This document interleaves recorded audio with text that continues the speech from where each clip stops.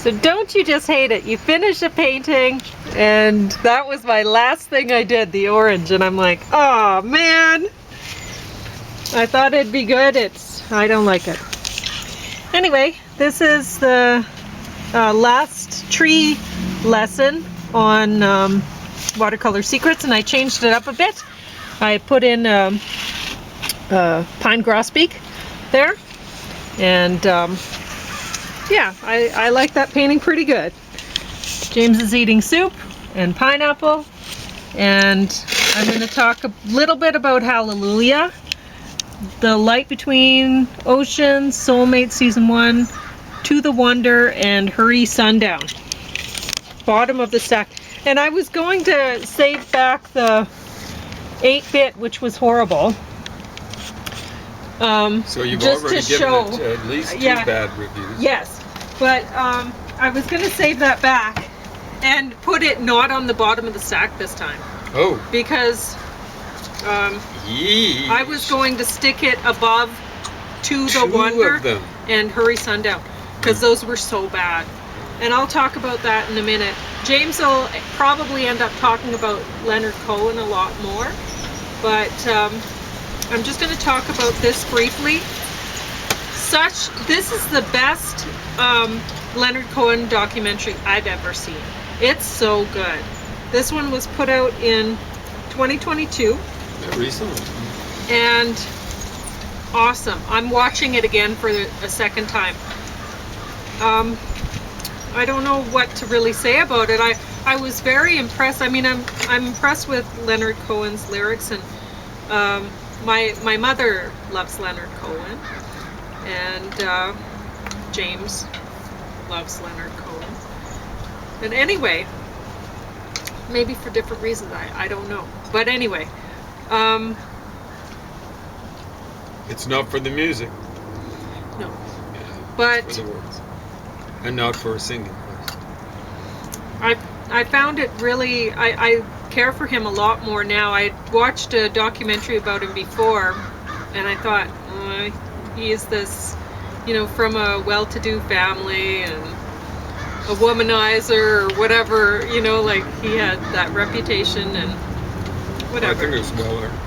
Probably. I mean, it's a different culture, French culture. That's well, he comes from Jewish culture, right? Okay, but French. He'd know French probably pretty well. I mean, he was living in Montreal, right? I suspect it was Westmount. Westmount's got an English name. Oh. And it's up to the west. As in most places in temperate zones. Well, maybe I'm wrong. People who live in the east of a city are the poor. Anyway. That way in Paris, that way in London, that way in Toronto, that way in Montreal. Okay. So, living from a life of privilege, I suspect that a lot of people who live in Westmount or used to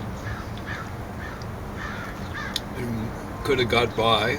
I'm not saying anyone did, but could have got by without knowing a word of French. Okay. So what do I know? Anyway, I did watch the documentary once, and like I said, I'm going to watch it again. I'd like to take some notes, because I was telling James about it, and he's like, was that so-and-so? And I'm like, I don't know these people, Layton, like, I guess. whatever. But I was trying to tell him about how Leonard Cohen, he didn't even start writing, I guess, song lyrics probably until he was 32 or something. That's incredible. That makes sense. Yeah, and so when he was getting into music, people were thinking, well, you're not young enough, to, what are you thinking of getting into it, right? But that's the thing, somebody in the documentary said, do you think anybody else in the world spends this much time on a pop song, writing a pop song? And the thing is, they should, or they shouldn't be doing it. It's we have this culture where it's, I want what's new, even though it's garbage, and I'm just going to toss it out and I won't care about it tomorrow. I want whatever's new today.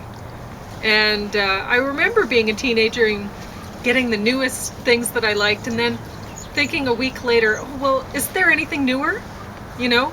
And that's not healthy.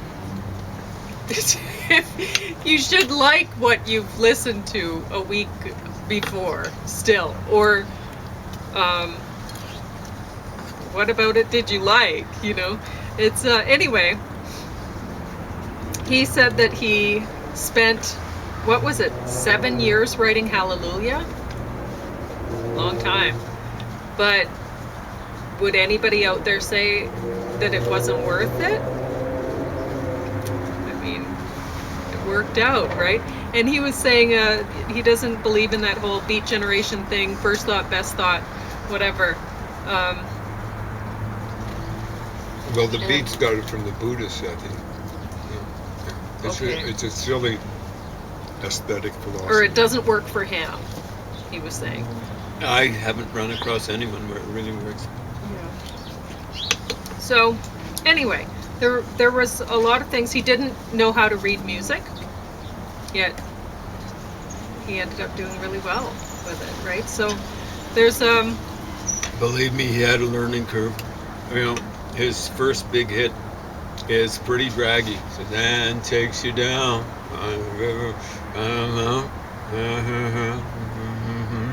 See what I'm saying? Yeah. Not a great melody and not a lot of development. The weird thing is, I ran this by a music prof. He's a nice guy. He's almost exactly the same age as me. He likes Cream.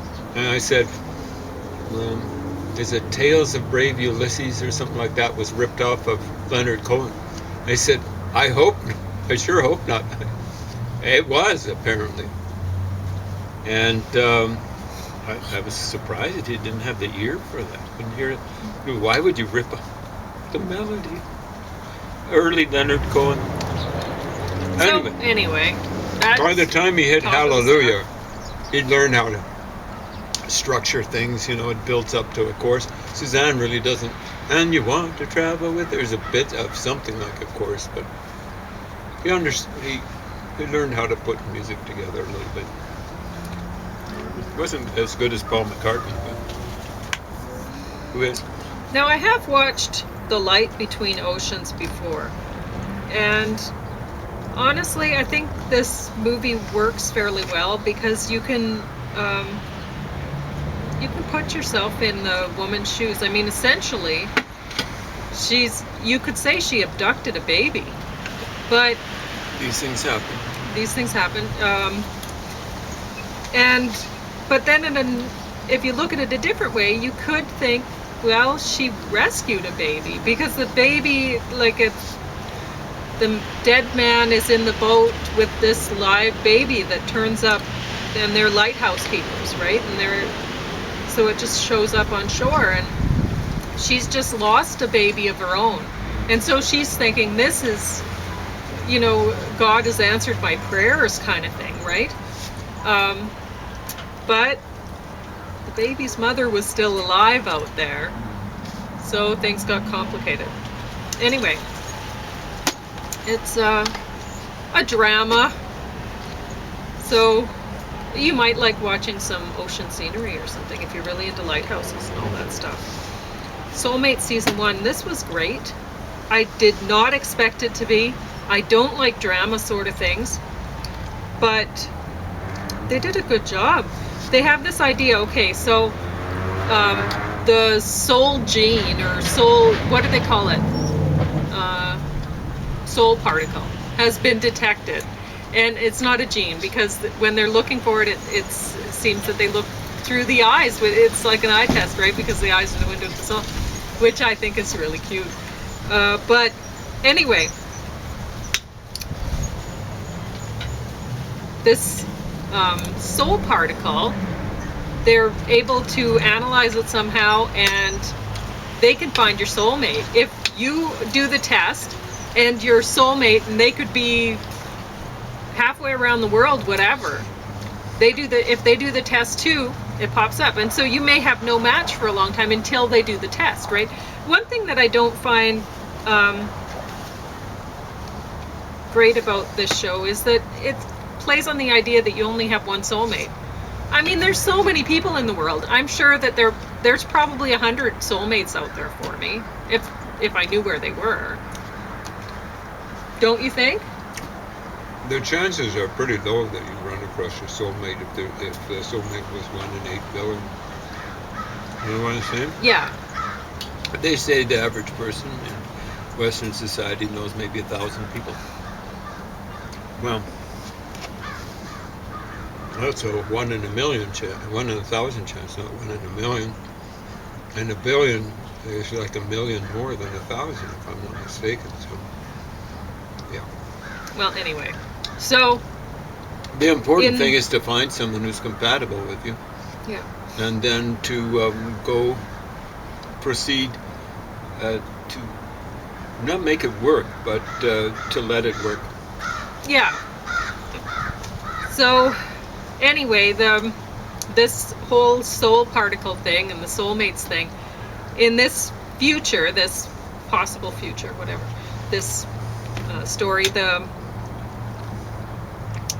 it seems everybody is wanting to take the test and find their soulmates and everything else. And the people who are with they've married somebody that they haven't tested to see if they're soulmate or whatever, they're not the normal anymore, right? It's everybody's looking for their soulmate. And even if they're married, they're like, well, maybe I have a happy marriage, everything's great, but what am I missing out on, right? And so they want to find their soulmate. And there's some interesting stories here. Like for the first story, I was thinking, well, how many different stories can you really make that come off this whole idea of, oh, what could happen if, but honestly, they have 6 stories on here, and each one of them is believable and different. They're all unique. Like, it gets pretty dark near the end. You have well, I guess I shouldn't tell you what happens, but there's some dark episodes near the end. And at the beginning, I actually like the couple that they're swingers of sorts, and they have a good solution to this soulmates thing, which I don't know if it worked, but boy, I would hope it would, and then there's one couple that they meet in Mexico, and the one young man, he's going off to meet his soulmate, and Mexico's just a stopover, and he ends up deciding. Well, things happen. So anyway, it's great. I really look forward to season 2. And watching the first episode, I was like, okay, this is kind of interesting, but how could they make enough stories that would be very different, that would come out of this one idea, right? But they did. They're all very different. They were all really good. So,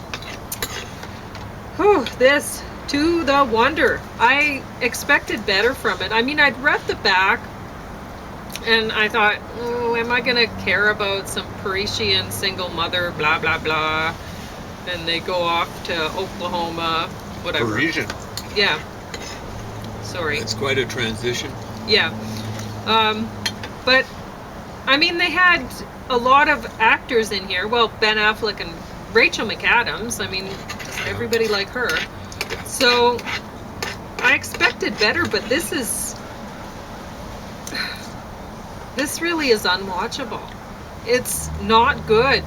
At the beginning, they're trying for some sort of art, like French feel to it or whatever, and it's just bad. It's just bad. Rachel McAdams got blonde hair, I say. Yeah. Ben still looks reasonably young. Yeah, honestly, I don't think he's really aging, is he? Hurry Sundown. Presumably he doesn't smoke. Yeah. Unlike his contemporary Brad Pitt. So this has some big names in it. I mean, you have Michael Caine and Jane Fonda right on the top. Oh, this one I've heard of. It's an older terrible. one. Yeah. It's absolutely terrible. Well. And I don't know. This movie, if you're thinking, should my child get saxophone lessons? Then watch this movie and you'll go, no. And then if you're thinking, should I even have a child? Watch this movie and you'll go, no. There's a lot of baby crying and saxophone playing, and yeah, it's quite hard to even listen to that way. And yeah, I mean, let's see. It's from 1967, and it's about racial prejudice and it's supposed to be set in 1940s Georgia. And yeah, so there's this woman, Auntie Rose, who she's old and she's really been a lot of people's mom, even though, you know, not actual genetic mom, but she's been a real caregiver for not only African American people, but the Caucasian American people that she knows. So she's a good lady and everybody loves her. But when the former owners of her property decide they can make money off of her land, they want to try to take it from her. And, well, if you care enough to watch this movie and find out how it ends, then all the power to you. Does Michael Caine have a southern accent in it? He actually does a decent job at it. Okay, he improved since I saw him doing a southern accent once, and it was... Well, it wasn't great, but I mean, the movie was terrible, so who cares? Yeah. Anyway, so you go ahead and talk about Leonard Cohen if you want to. I'm kind of cold, so... Oh, okay, some so other that's time it? All right.